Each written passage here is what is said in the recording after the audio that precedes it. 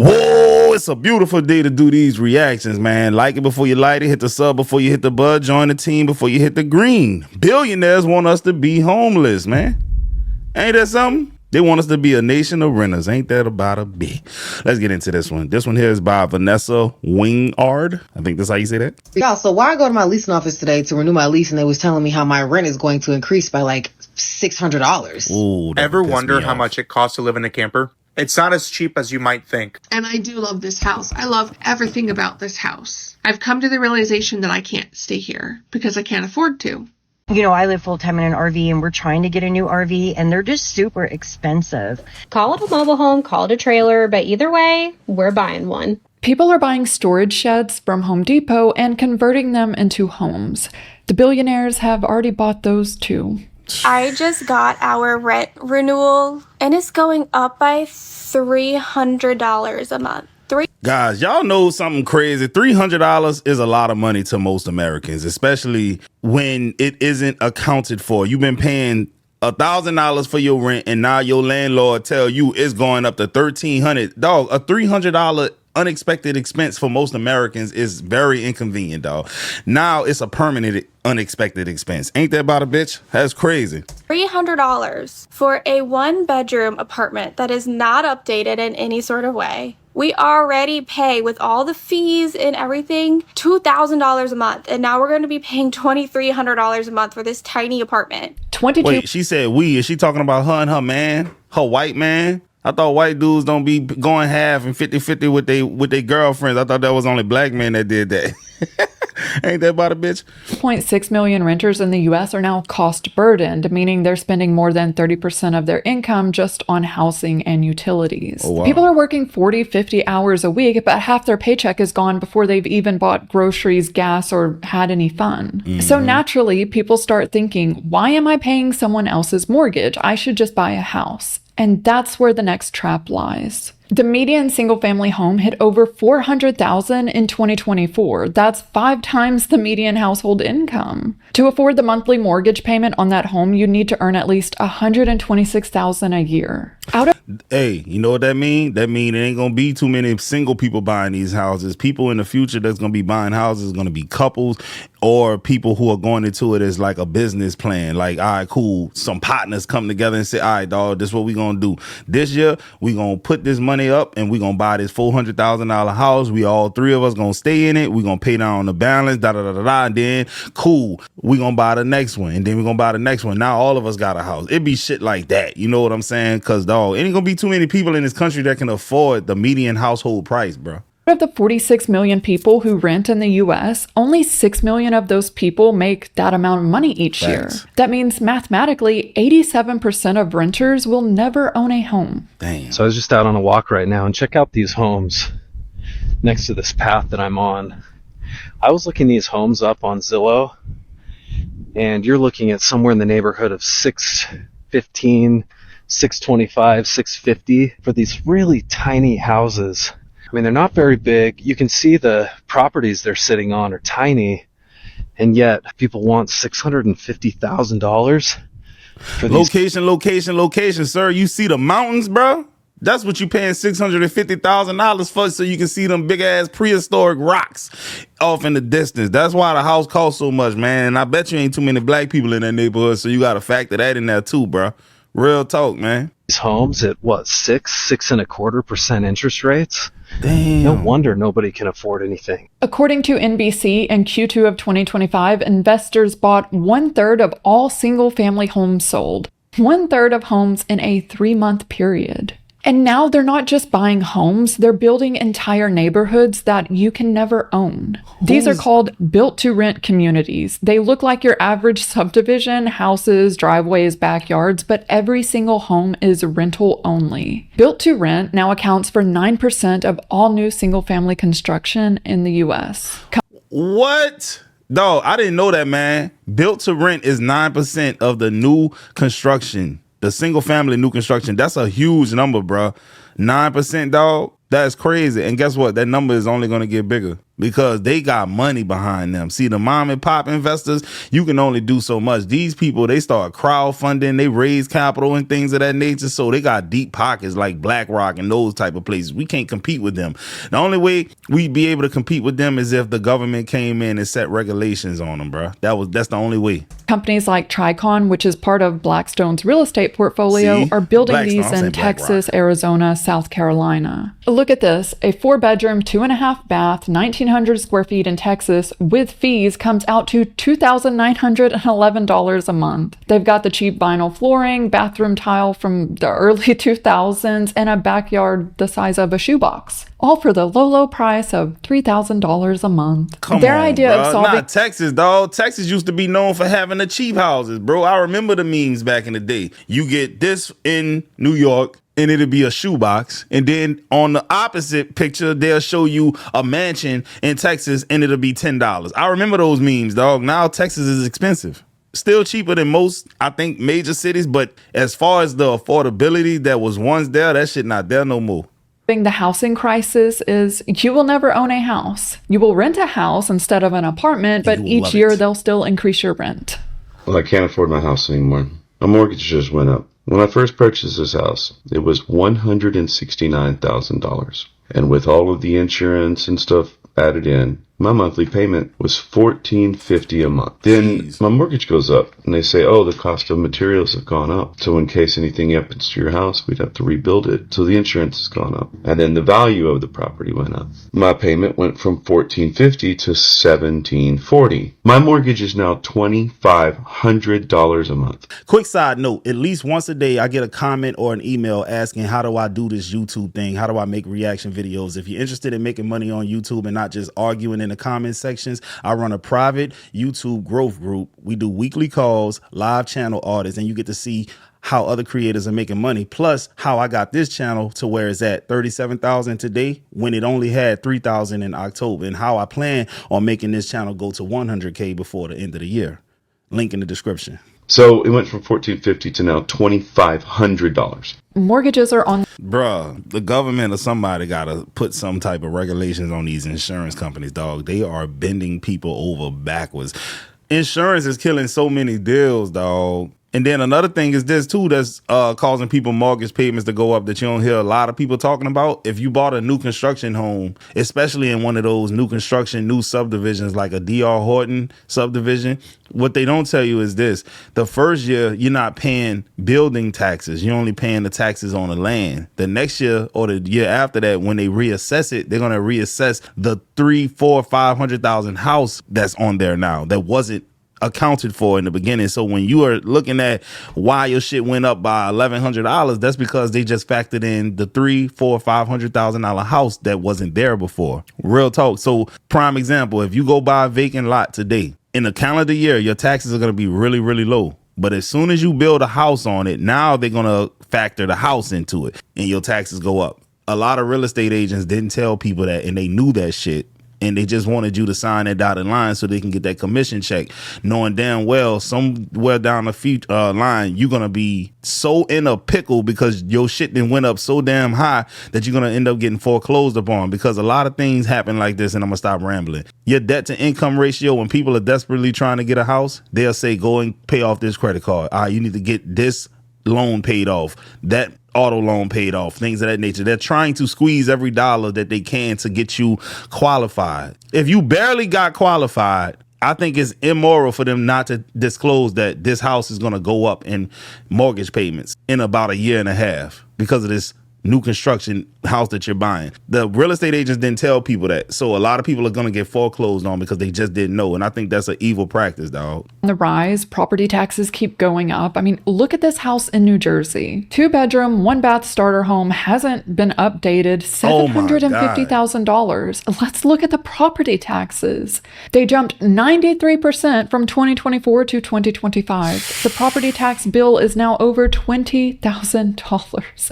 The insanity that used to be a down payment. After rent, utilities, car payment, and every other bill, how is anyone supposed to save up for a $750,000 starter home that comes with a $20,000 tax bill? They can't. And the reality is, for a lot of people who have bought, they're realizing that they can't afford it, so they're trying to sell. In Austin, Texas, 4.2% of homeowners are upside down. Yep. In Cape Coral, Florida, it's 7.8%. Foreclosures are up 14% from 2024. Yep. Sellers are removing their listings because they don't want to go below what they initially paid. We can see it on this listing. On Google Trends, Sell My House keeps trending, and a top related query is Sell My House fast. People aren't just casually listing their homes, they need out of their mortgage. Calling me got so bad. Bro, y'all got to understand something too. If you bought in 2020, 21, 22, 19, 18, 17, when the interest rates were low, the problem is the interest rates are not that low no more. So it's like no one going to be able to buy that house because the interest rates don't make no sense. You were only able to afford it because the interest rates were low. So when you try to sell it and the interest rate is double, good luck with that. Yeah, bro, we about to sell the house. The house is paid for, but there's still bills. There's still taxes. There's still maintenance on the house.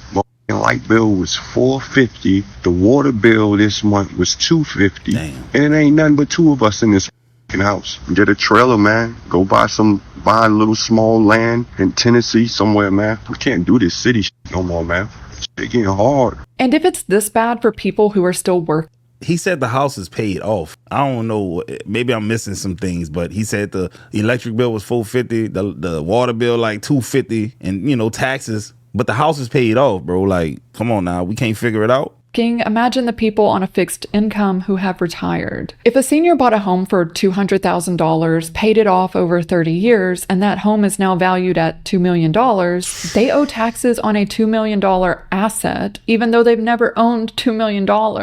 They're on a fixed income, and when they can't pay, the state can and does foreclose. Adults over 65 are now the fastest growing homeless demographic in the country. Damn. Congratulations on paying off your house. Thank you. I finally own my home. I love that for you. Now pay property taxes. For what? For owning the home. But I already paid for the home. Yes. That was for the structure. And the land? That's rented. For who? Us. For how long? Forever. And if I stop paying? We take the house. But I bought it. Correct.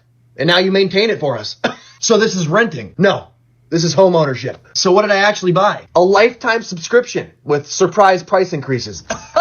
But if you can't afford... That shit not funny at all, bro. I actually know people who lost their houses to taxes. They should have, and I'm pretty sure they do, but they make it hard for you to go and look for them. But they should have things for senior citizens. They should have discounted taxes for senior. They should eliminate the property taxes for senior citizens, especially if they paid taxes in that same location for over 20, 30 years, dog. But, you know, this country don't give a fuck, bro. I'm calling a spade a spade. They don't give a fuck. For a traditional home, there are alternatives, modular or manufactured homes built in a factory. It's the next layer down in the funnel. For years, this was considered a real path to affordable home ownership. Today, over 20 million Americans live in manufactured homes. There were over 26,000 shipments in the first quarter of 2025 alone. That's up nearly 8% from 2024. But the average cost of a new manufactured home is now $109,000. Multi-section homes, the larger ones, are on average $164,000. But that doesn't include land. You need somewhere to put it, and just like everything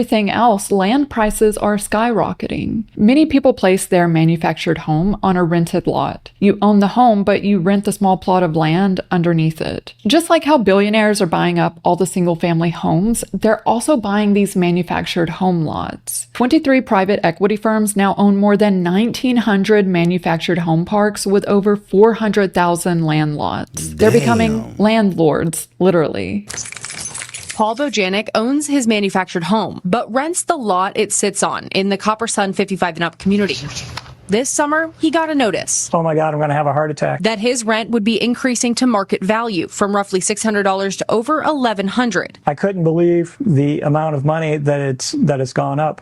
I mean, we're a community of retirees, people with disabilities. Moving a manufactured home. Fuck the retirees. Fuck the disabilities. They don't give a shit. It's all about the bottom line, dog. And you know what's interesting? What's justifying the increase in rent? I understand insurance going up. What kind of insurance do you need to put on land, though? There's probably some type of special insurance they got to have for the whole community, but I don't understand why it got to go up, though.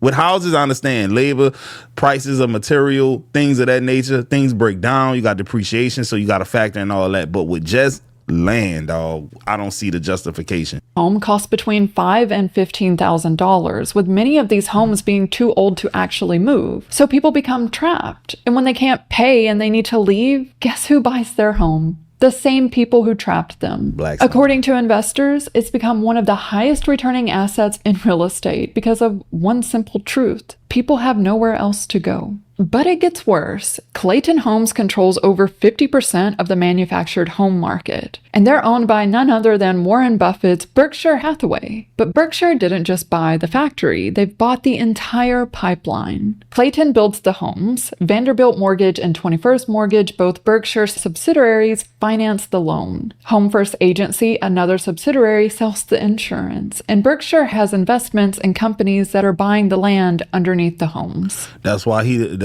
he wanted to GOAT investors, because that man know money. He understand how to get it. Hand over fist. Shit. Damn. These people manufacture the home, they finance it, they insure it, and when people can't pay, they take it back. One company owns the entire life cycle from factory to foreclosure. The CFPB is currently suing Vanderbilt. They allege Vanderbilt handed out mortgages knowing people couldn't pay. In one case, their own calculations showed a family of 5 would have $57 left in monthly income after the mortgage payment. Just $57, and they approved the loan anyway. See, that goes back to what I was telling y'all earlier, man. They already trying to squeeze every single dollar out of you just to get you qualified for the loan. But in this case, this is predatory for the simple fact they own every facet of the operation, from the manufacturing of the home to the insurance to the repossession of it to the everything, right? So they know what they're doing. They know that these people are going to at some point miss payments, and then they have it set up to where they come and repossess and take you and kick you out that shit, dog. It's predatory. It's almost like when Wells Fargo, or was it Bank of America, one of the two, that was doing the ghetto loans and shit for black people back in 2007 and 8. It's always something predatory going on with these banking companies, dog. They're evil people, bro. I'm calling a spade a spade. The only way they can't be evil is if you're financially literate and you read the fine print and you utilize them to make you money. So these people are going into debt for these homes, and look at what they're getting. And so let this be your daily reminder to never buy a Clayton home. They use what they apparently call conjoleum. They tried to tell us that it was an upgraded version of linoleum. So this is particle board. This is the floor, and I'll just show you. This is literally that. Like, look how thin that is. That's paper. Imagine being so excited to find your first home, and just months after moving in, it is covered in mold. It is a 2022 manufactured home, modular home, whatever you want to call it, a trailer. We went to Clayton Homes, and instantly we started having issues. If you are considering getting a mobile home, please, please, please do not buy Clayton. This problem right here has been fixed 3 times. It's actively raining outside, like heavy thunderstorm. And this is, I had to cut the power to my stove. Like, I can't even cook right now. So I was contracted to work on this mobile home. I had to replace some of the vinyl. I was surprised at what's under the vinyl. There is no plywood. There's this cardboard. And under that cardboard is the insulation. And on the side of the insulation is the sheetrock. That's something. I've never seen a structure that you live in that didn't have OSB minimum on the exterior of the structure. This is some of the cheapest stuff. This is cheap. You're living in a cardboard house. I'm not here to shame anyone for purchasing. Say, bro, the big bad wolf will come blow that bitch down. A manufactured home, but I will shame this quality. People think they're buying an affordable housing option when in reality, just like so many products today, it's built as cheaply as possible and sold at the highest possible price. When owning a traditional shit, you'll do better putting a tough shade on that bitch, bro. Home is out of reach, what's left? Social media calls it van life. We need to call van life what it actually is. It's displacement. Over 480,000 Americans now live in RVs full time. That's double the 2021 figure. And the crazy part, it used to be that manufactured home production outpaced RV production by 18%, but that's no longer the case. RV production now outpaces manufactured homes by a ratio of 4 to 1. Oh, and remember Berkshire Hathaway? They own Clayton Homes and the mortgage companies. Well, they also own 3 of the largest RV brands in the US. Get the hell out of here, The pattern is simple. Make traditional homes unaffordable, buy up the alternatives, and then make those unaffordable as well. They understand that when rent is astronomical, we will look for alternative living solutions, and they've already bought them. And as a result, RV living is becoming more expensive than living in a house. People keep asking me how much does it cost for us to live full-time up here in North Dakota in our RV. Rent cost is only $545 a month, and then we also have to pay for our trailer, which is part of our debt, which is $1,050 a month for that payment, and then my husband's truck payment is $1,000. Our insurance for both of our cars is $429, and our trailer insurance is $97. We also pay $60 for Wi-Fi. We pay $192 for our phones, and then $100 for subscriptions. Between food and gas, we're spending around $1,000 a month. We spend around $80 a month on laundry, which brings our total to $4,553 a month to live in this RV. So after the truck payment, the RV payment, and various expenses, $4,500 to live in an RV. I don't know about you, but that does not sound very affordable to me. But it's only going to get worse. Equity Lifestyle Properties now owns more than 200 RV resorts and campgrounds across the U.S. and Canada. And is that a Berkshire Hathaway company? Subsidiary of Berkshire Hathaway? 91,000 sites. They're not building these campgrounds for families to go on vacation. They're building them because people have nowhere else to go. Jeez. And this isn't me speculating. This is in their own SEC filings. We believe millennial and Gen Z demographic will contribute to our future long-term customer pipeline. They then go on to talk about a study, and the conclusion of the study was that demand from millennial and Gen Z would continue to outpace supply for manufactured home and RV communities. Wow. It then goes on to say, the entitlement process to develop new manufactured home and RV communities is extremely restrictive. As a result, there have been limited new communities developed in our target demographic markets. Come on, man. Meaning it's hard for other companies to develop communities, so therefore we have to live in theirs, and they are going to jack up the prices. Monopoly. That's what it is, man. Control the supply and you can set your price, bro. Come with us as two 19-year-olds turning a shed into our home.